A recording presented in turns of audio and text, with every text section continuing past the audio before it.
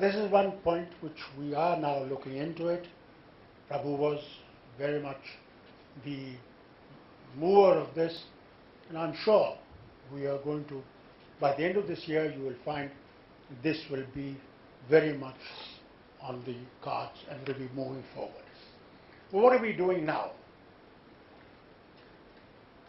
We are looking into how best we can create more energy from the sun.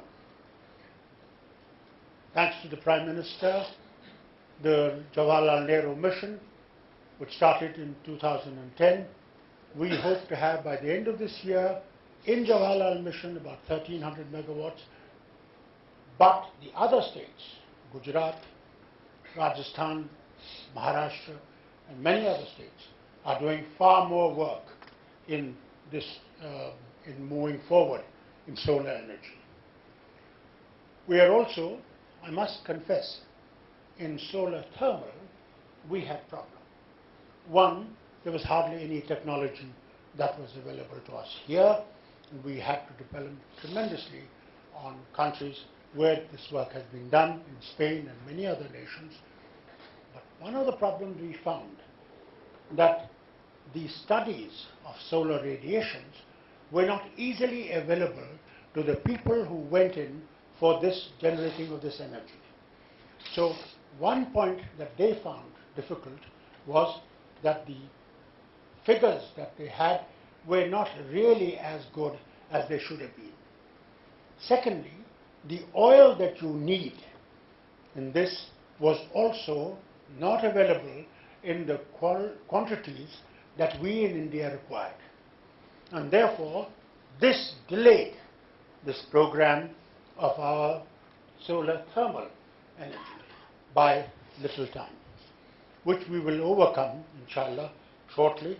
By now we have devised methods of really studying. We already put 50 stations are already working. Now the 60 stations are now in pipeline, which will be put up, so that you will have exactly what is the wind quality of that area, what is the solar quality of that area, and that will help the developer in getting on with it. I must also confess to you another moment. Jawaharlal Nehru mission is a very small one. That is just 20,000 megawatts by 2022. And in this particular thing, we put in local content. Now here is a problem between the firms who feel that local content should be taken out and it should be made freely available for them to import, as our states are doing at much higher, like Rajasthan and Gujarat and others, who are doing far more than what Jawaharlal Nehru mission is. So we are now at this time in a quandary. When we put this local content, it was really to protect our industry and to see that our industry also grows. Otherwise, it's just a question of buying material from China and bringing it here. And we don't benefit from that unless we produce also from our industry. And therefore, this has been, unfortunately, one of the points that people have raised, and I think even today, some people might talk about it while you are here in this matter. And it's a good thing that you should talk, because then you will know exactly where we stand. And it's a big debate going on even in my ministry nowadays on this local content issue. And but one of the things I must say, to safeguard our industry, like Americans have done, they have raised the price of the imported material that will come in so that it saves their local industry. Similarly, we in India now are working with the Commerce Minister that we should also do something like this so that the local industry survives and grows, but not at the quality and the quantity of the material we need. we are not going to promote, and let's be very frank about it, an industry which cannot keep up with modern technology. We're not going to hold old technology, which probably will not be very effective. And therefore, unless that company really wants to stay in business, that company will have to start thinking in terms of that it has to modernize so that to keep up with the Joes. Otherwise, if they can't keep up with the Joes, finally the company will stop. How much I might want to help them, it will not be possible because people will want a better stuff. Therefore, we have a challenge which we have to meet, which our industry has to meet, and we have to work harder. Now in Ladakh, we have, those of you who have visited Ladakh will know that there is huge land mass with hardly any people, and we want to put up a huge farms of solar energy in Ladakh. And luckily, this 12th plan has given us this privilege that we are soon going to have transmission line, which was not there before, so that the power that we will generate in that area will be able to bring that to the rest of the nation.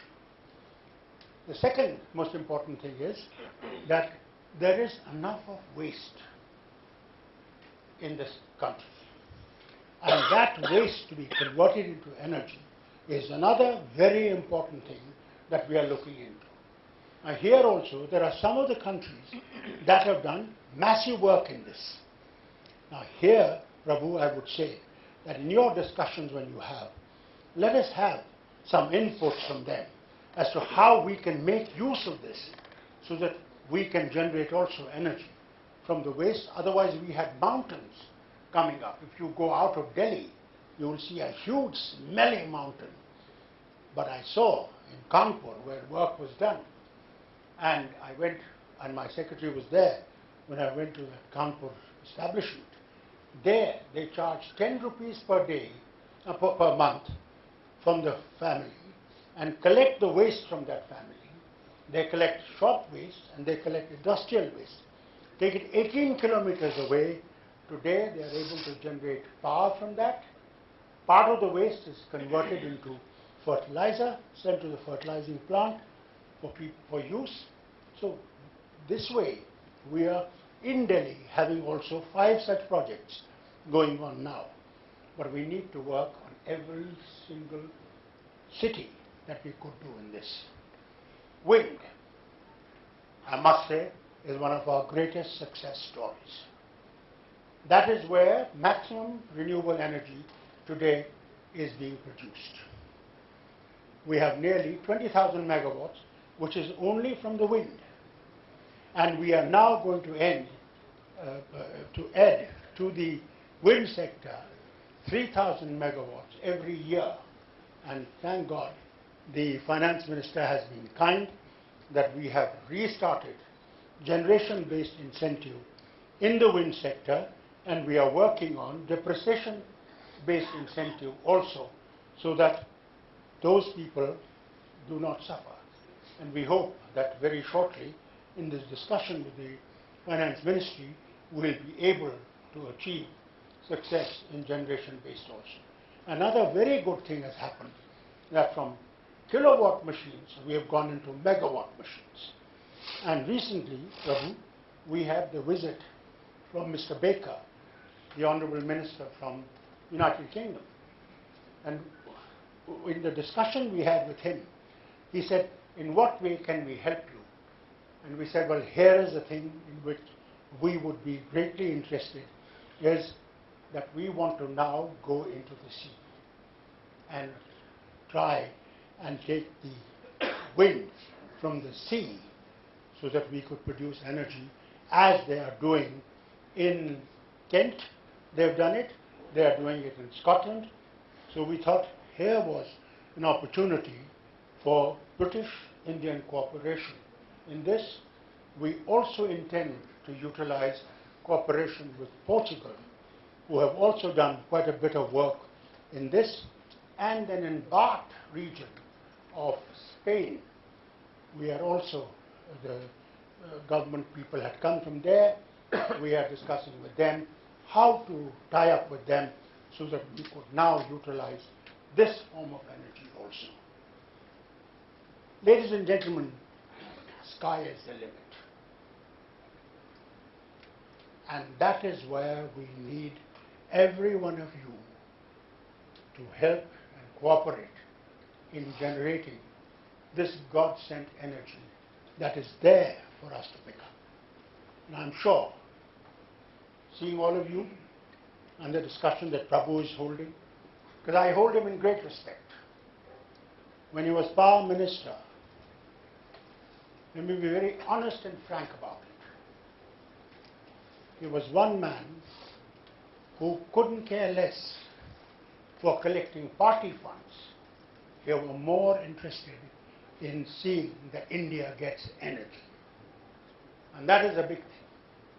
And I hope he will continue to work with the same zeal that he's done then today in this new energy that we in India need very greatly. Well, God bless you all. May you succeed in your efforts. And as far as my ministry is concerned, it is a facilitating ministry, and I'll be grateful if there are any suggestions that you have which could help us in promoting this in far greater way, that you could please tell us. I told you my ex-secretary is here. He will be able to then also tell us that this is what we have been able to achieve, and we will be able to carry that forward. Thank you ever so much for waiting for me. And thank you.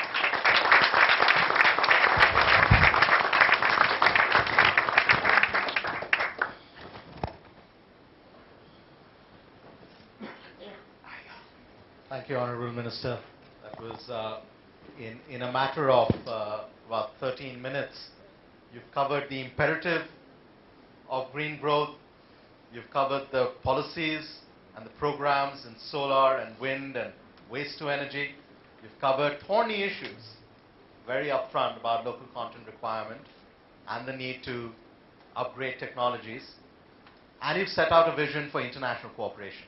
And in green buildings, that's another very, very important thing. How do we save energy? And the thing is, future lies in green buildings. Government of India has anyway decided all Government of India's buildings will now be 3 CREA rated. I hope that this catches up with the public, that I want to make a home, that I will be able to make a green home. Unfortunately, I never knew anything about these green homes. Otherwise, the home I made in Jammu a few years ago probably would have been green. Now when I look at it and I see the amount of air conditioners I have to put to cool the place in the summer and to warm it up with the heaters in the winter, it is tremendous, too much. Therefore, green buildings is another very important thing. And one of the good things that is coming up is the green corridor that is being built with the Japanese help, between Delhi and Mumbai. Every town that will come up on that road will be a green town. Homes will be lit by the renewable energy. Everything else will be done, which will be green. Let's hope we succeed. Now we have a green car, Reva, which is coming up on the, which will be, I think, on the coming Monday. It will be inaugurated in Delhi, which Mahindras have done. I hope the finance minister will be able to give them little concession, because otherwise they become too expensive. We are trying our best to see that the Chitambram opens up a little bit more kitty for these green cars. I hope, Prabhu, when you meet him, you also will tell him a bit of it. And that might help us in a big way of really changing India into a green country. Let us hope that we succeed. Before we sleep, we will see some bit of green, not only India. I'd like to see green America, because America has been the biggest polluter. I'd like to see, in Obama's time, things changing. And to the next president that will come, I do not know who that will be. Maybe Hillary Clinton might come in. You never know. So that might be continuity of this. But we need green world. And I think in that green world, all of us have to contribute. Thank you. Sorry for taking your time, but really getting to the important. Sir, if I may, while we have the privilege of your presence, in this whole spectrum of initiatives you're taking to internalize green strategies in a range of areas, not just energy, buildings, transport, etc. Where do you see the most exciting innovations occurring, both from government and from private sector, in terms of financing this transition? You see, as far as financing is concerned, that has been a major issue. Why? Banks did not know what solar is all about. They were not sure that this solar probably will work, and therefore were afraid of putting finances to it. But gradually, thank God, it has started sinking into them that no, there is a future in it. I think Government of India's initiative itself of giving more backing, financial backing to the banks for this is the one that is giving us more help. And I think as we get on more and more into this line and seeing success in this line, you will find that money will never be a problem. Earlier it was a problem. Today, I can tell you, even as a minister, what the finance minister told me, even after giving us such a boost in the ministry. Now, Dr. Abdullah, if you can spend what I have given you, I will give you immediately more. So I told my my staff, all my secretary and all the others, I said, start your project now, so that in April, our projects are with the ministry, so that by following month, it will be cleared. Otherwise, what happens in our working in the past was that by the time the plan was cleared, what would happen? By May, June, July, we would be making the project. It would go by September, it would get cleared by end of September, then hardly there was much time left for it to be spent. So much of the money wouldn't be spent. So now, I hope you'll ask me the same question next year, this time, as to really how did we succeed and whether we got more money for doing these projects. Mr. Minister, there are, I think, nearly 30 countries represented in this growth net, this group of emerging economies.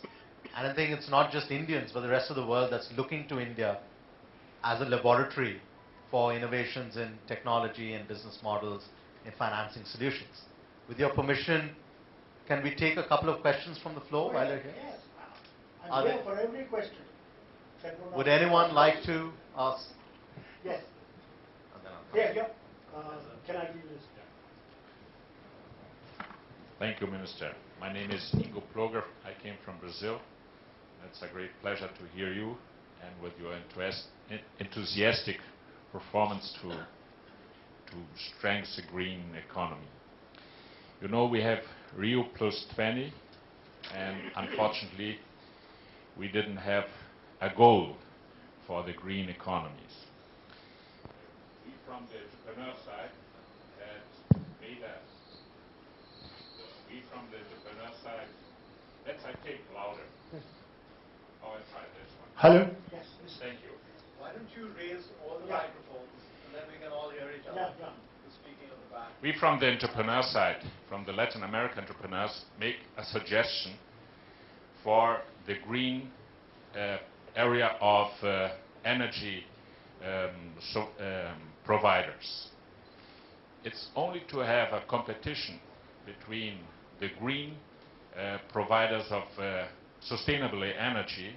It's possible if in 10 years we don't have taxes over generation, transport and projects. because the fossil has a scale and the non-fossil has not a scale. So one objective is to get in 10 years worldwide an agreement that we can improve the generation of energy from sustainability with sustainable methods without taxes. I would be very glad if you can comment that. And the second one is, you make a question to God why he don't provide you with petroleum. Maybe because he loves so much India. Because, I don't know, it's a bless or a disease if you have oil. We in Brazil, we have improved very much the ethanol. And I remember that President Lula, when he makes his speech in the European Union, because the ethanol who is imported to the European Union has to pay 400 euros per tons, and the gasoline comes in with a slow one of that. And he said, to drill, you need a lot of money and less person.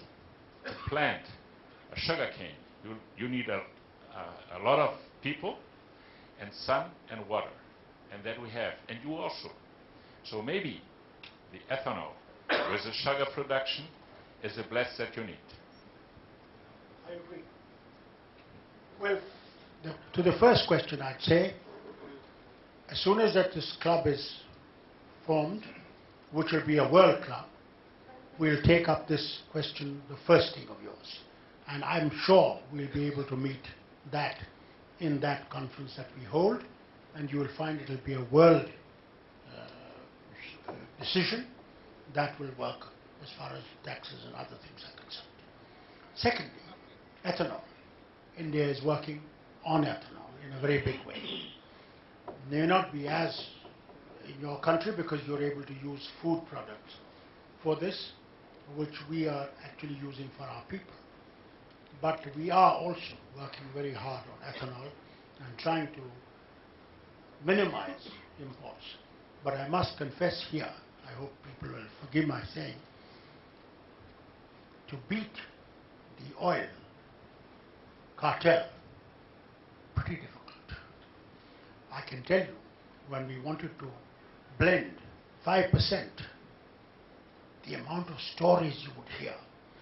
One story was, we don't have enough molasses. And the other story was, then what happens to alcohol industry? What happens to paint industry? And mine started getting around, my God, yes, what will happen to alcohol industry? Those people who booze, they'll be on our heads. So, but luckily, thank God, we kept on it, and we said, we said, look, you don't blend, there are penalties.